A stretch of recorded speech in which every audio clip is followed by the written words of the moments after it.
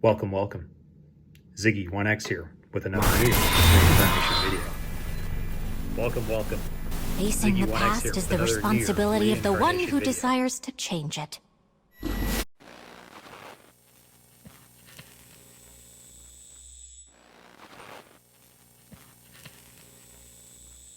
Welcome. Ziggy1X here with another NieR reincarnation video.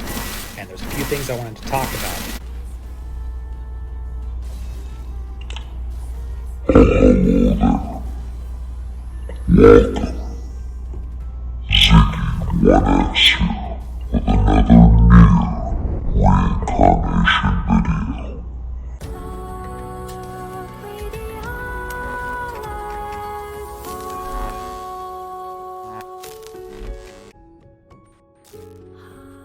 Where am I?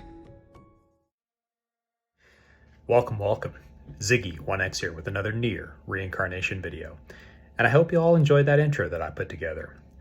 It's something I've been undertaking outside of my regular content in an attempt to place NieR reincarnation in the broader narrative set forward by series creator Yoko Taro, and to maybe shed some additional light on the overarching narrative as a whole.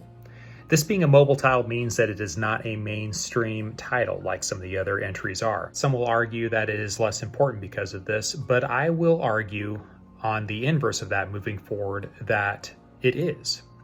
I'm going to just say here at the onset that this is going to contain some massive spoilers for both DrakeNier and NieR storylines. So if you do not wish to be spoiled on the events surrounding these stories, you best tune out now.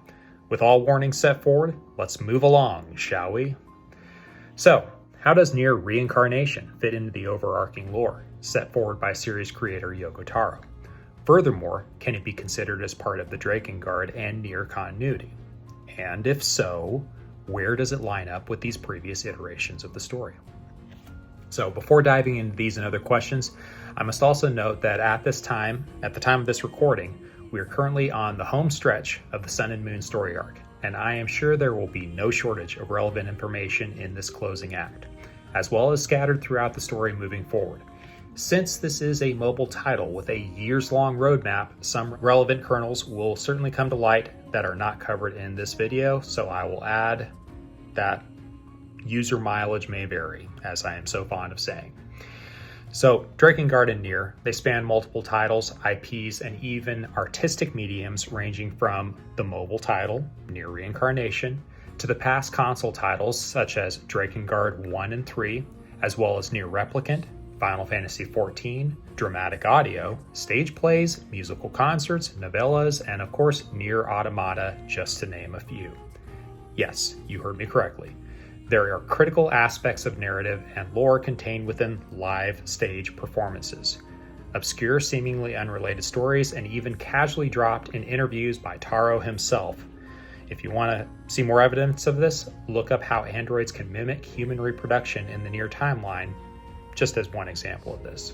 Series creator Yoko Taro has a reputation of being a bit of a troll, to say the least, and seldom, if ever, just handing out information. He enjoys the teasing of his fans and revels in the fact that there are still many undiscovered secrets within his published works. When fans start becoming comfortable with a given point of lore as settled, a new piece of content or a casual comment in an interview will drop, which just throws a wrench in some generally settled assumption.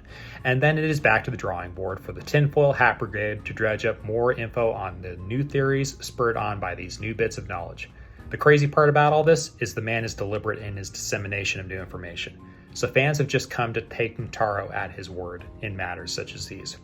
Regardless of the methods behind the madman, the stories are nuanced at best and downright convoluted at worst. So then, how does NieR reincarnation fit into all this? Rest assured, it does.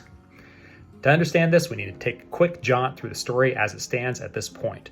Granted, this is an ever-unfolding narrative, and just as I pointed out, I wouldn't be the least bit surprised if all my speculation and research is torpedoed the next time Yoko Taro opens his mouth, or his mask, or his face hole in his mask, or whatever he's wearing that day. So it could also be an obscure musical production, novella, whatever. Basically, every new piece of information that comes out, this guy just decides to throw something in the works. So well, here it goes anyways. The TLDR, and trust me, this is a TLDR when considering the amount of material to pull from. Drakengard 3 and 1 take place in an alternate reality in the land of Midgard, where magic exists, and the progression of the story starts with the third installment of the series and ends in our world with the first installment. Drakengard 2 does not count, so Thanos snap that sucker right out of your memory. Repeat after me. Drakengard 2 does not exist. So whatever you do, don't pause this video to look it up. The story of Drakengard and the beginning of NieR occur when the Queen Beast falls through what can be described as a dimensional tear in the fabric of space, and lands in modern-day Tokyo.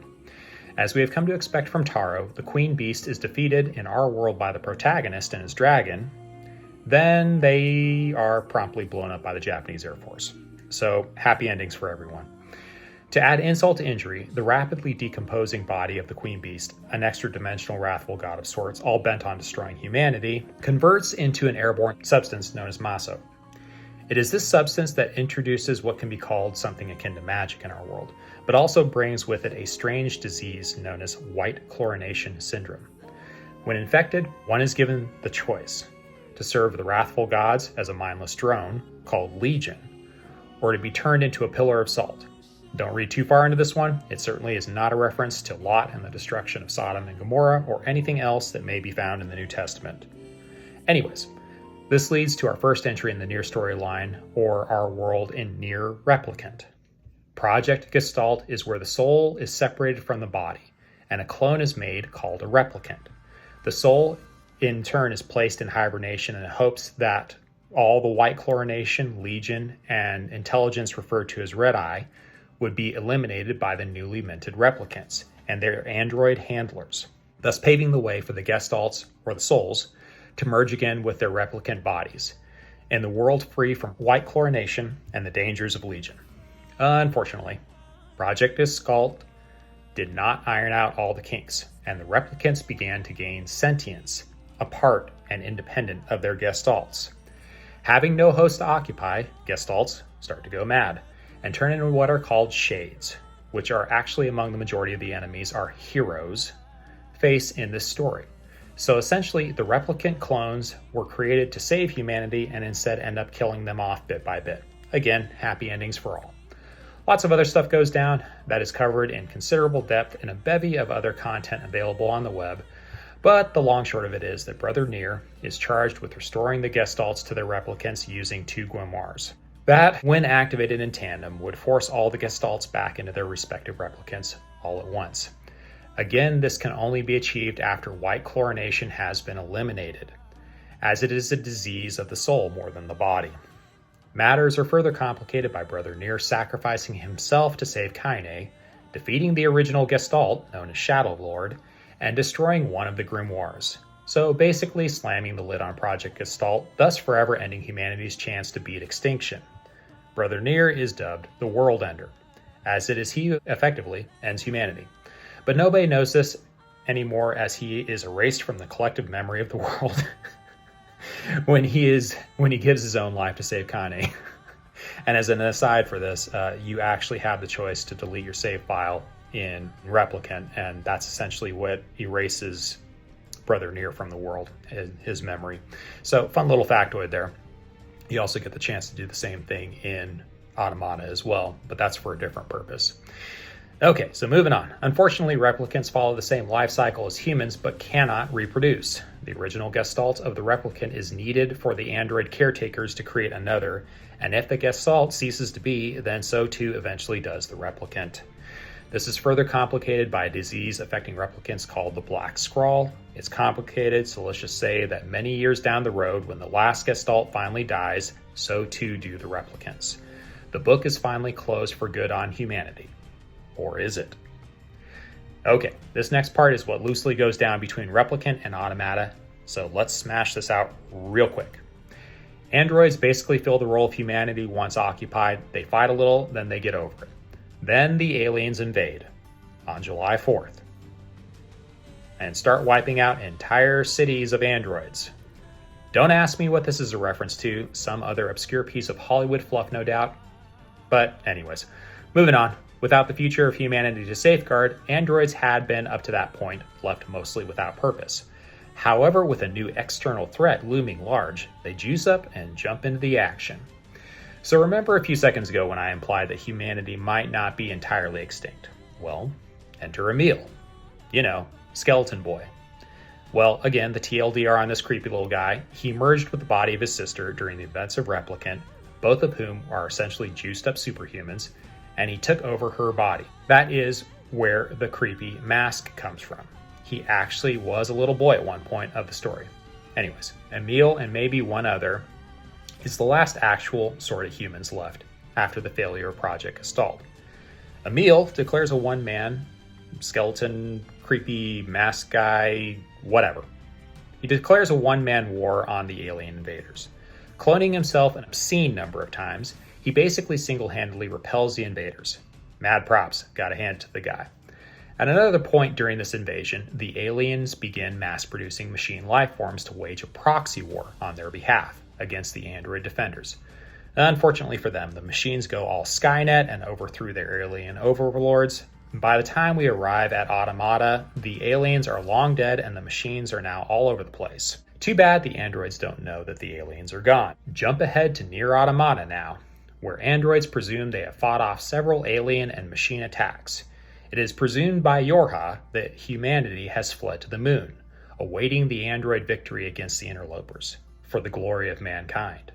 NieR Automata is the story that most of us are familiar with, and is by far the most popular entry into the series, so I will gloss over the nuance and the detail of our main protagonists and skip to the part that I believe is relevant to NieR Reincarnation. As a cool little point of trivia though, Yorha Unit 2B, the B being a battle designation, is actually 2E, as in execution model, and is very deliberately paired with 9S, a scanner model, as scanner units have a bad habit of figuring out that humanity is actually extinct. So the executioner model is there to kill the scanner, so the backup of the scanner can be re-downloaded into another shell for field duty, rinse and repeat. There is considerable evidence to suggest that 9S is actually aware of this, but still goes along with it for, we'll say, reasons. It is revealed definitively in Automata that the collective histories of humanity are backed up on a giant server, located on the moon. So no people, just data. So I suppose the whole humanity on the moon bit isn't a complete fabrication. Why is this significant, you ask? Well, let's peel back the layers of this onion a little more, shall we? And finally dive into where I believe reincarnation fits into this giant puzzle. There are androids that exist in Midgar during the events of DrakeNier, who are known as recorders, and these are even referenced in both Replicant and Automata. It is suspected that these can actually travel through time, witnessing and recording the events across multiple realities, and at any given period of time. You all still with me? Good. Okay, so now we have established that the recorders exist in both NieR and DrakeNier timelines, that they observe and record, and that they are androids, that there is a giant archive of collected memories of humanity across multiple realities, presumably to safeguard the memories of humanity from whatever external threats may exist. What was it again that Mama said at the end of Chapter 1 in NieR Reincarnation? We must collect all the memories. Okay, 9S as an android scanner is able to interact and manipulate data. He is able to hack machines, computers, and so on. A2 as an earlier Yorha android, and as another fun little factoid and piece of trivia, carrying the memories of Kaine, is also able to do the same, but is far less proficient than a scanner model. This sets the precedence that androids are perfectly capable of existing in both the physical and digital realms. Speaking of 9S, he is even able, in some cases, to mimic a virus. Ultimately, it is a digital virus that finally finishes off the Yorha androids, presumably through a backdoor created by the progenitor to 9S for the purpose of ending Yorha. Even more evidence that androids walk with one foot in the physical and the other in the digital realms.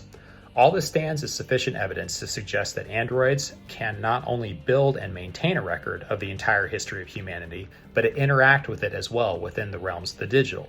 Now let's peel back another layer of this proverbial onion.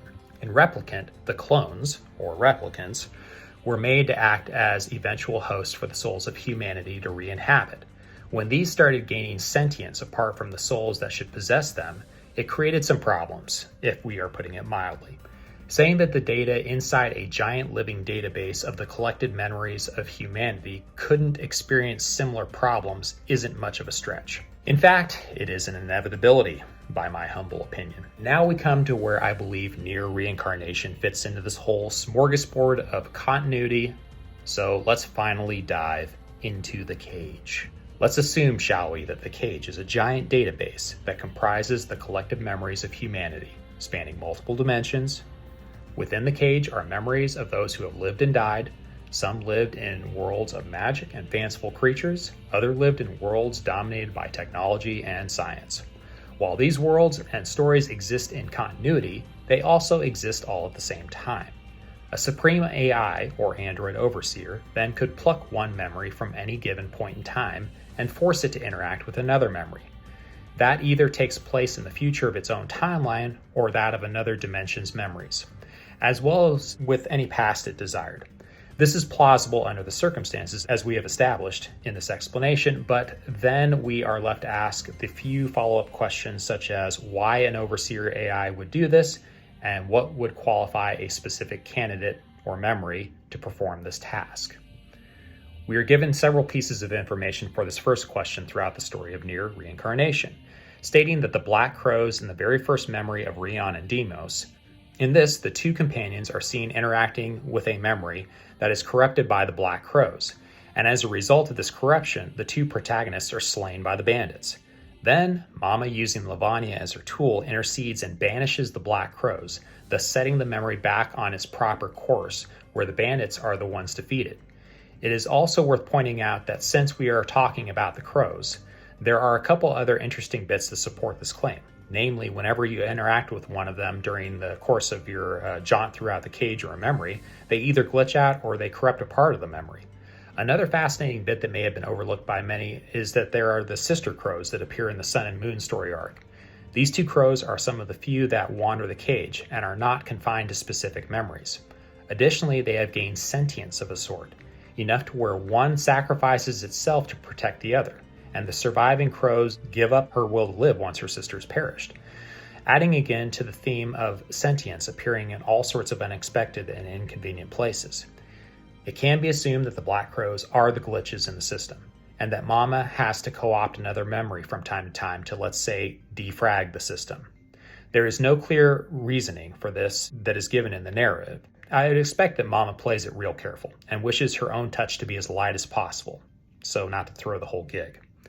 Next, what qualifies a memory to be used by Mama? So let's start with Lavanya, as he is the tool utilized by Mama throughout Chapter 1. We find out in his dark memory story that he was once a regular dude, and not always a faceless insectile monster.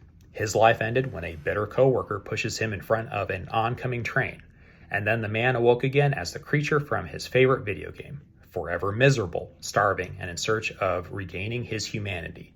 It is this tortured creature that is first approached by Carrier after he falls to his lowest point, for his insatiable hunger had led him to devour his own kind, until at last he realized that no amount of this could ever sate the hunger that consumed his soul.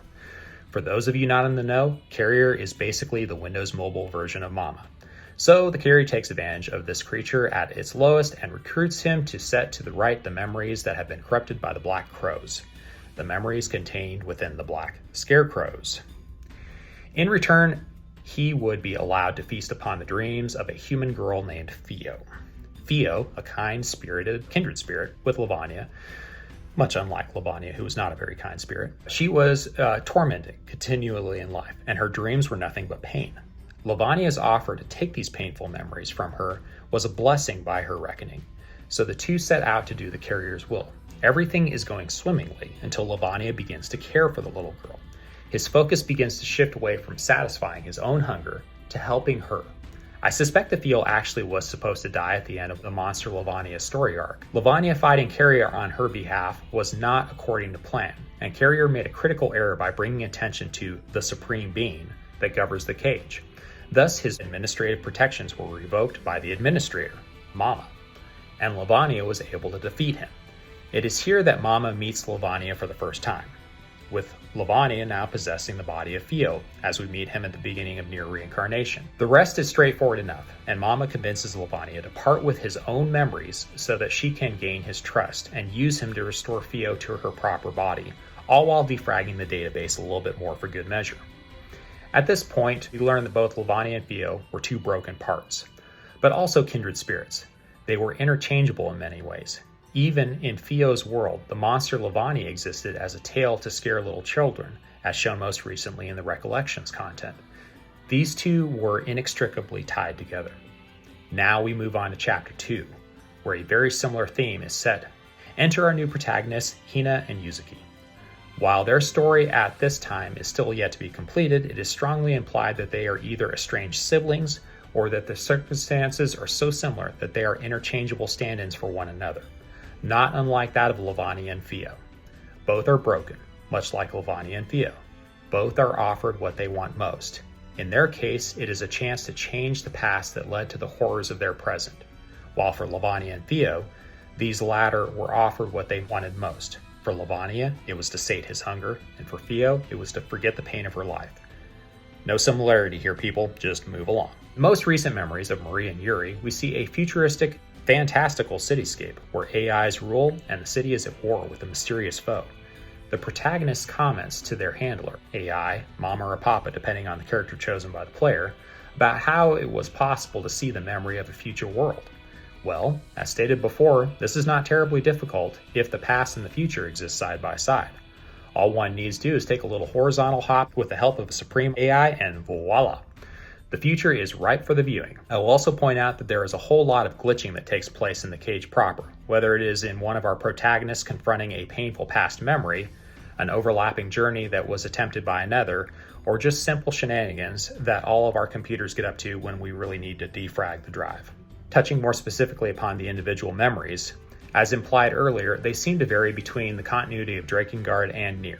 Since magic did not exist in our world until the Queen Beast emerged, the memories involving magic can easily be attributed to the DrakeNier timeline, where the stories that seem to go into the direction of modernity and technology are rooted in our own NieR continuity.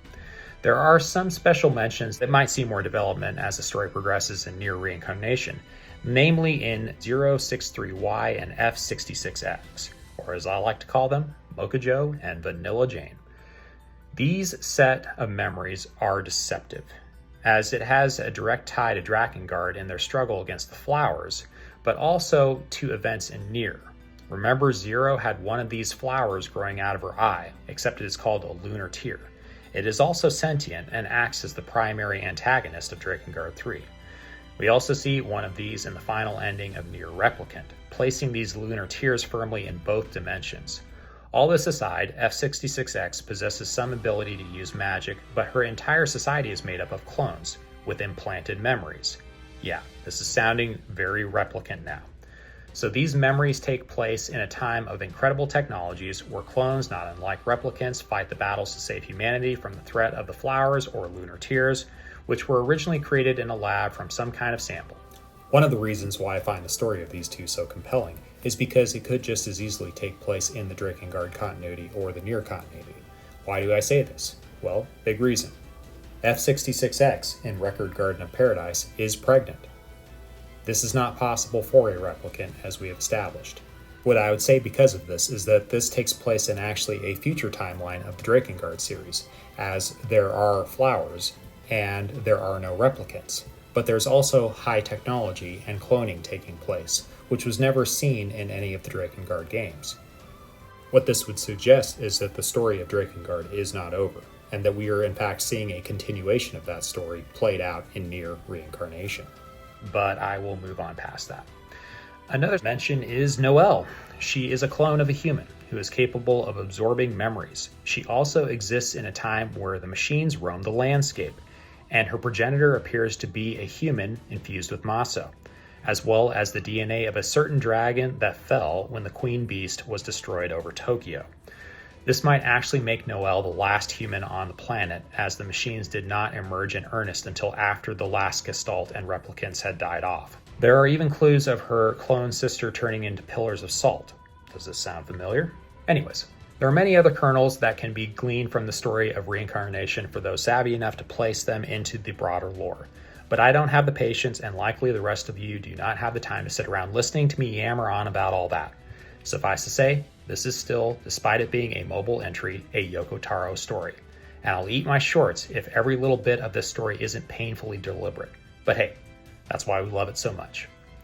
So, I think I've made a solid argument at this point for the cage acting as the collected memories of humanity stored on a massive database in a future where time-traveling androids exist, collecting the memories of humanity and storing these in their massive database conveniently located on the moon. Completely plausible considering that what we have to work with. That Mama is possibly an android recorder, and her adorable minions that reside within the cage are proxies, separate from her, but under her direct supervision.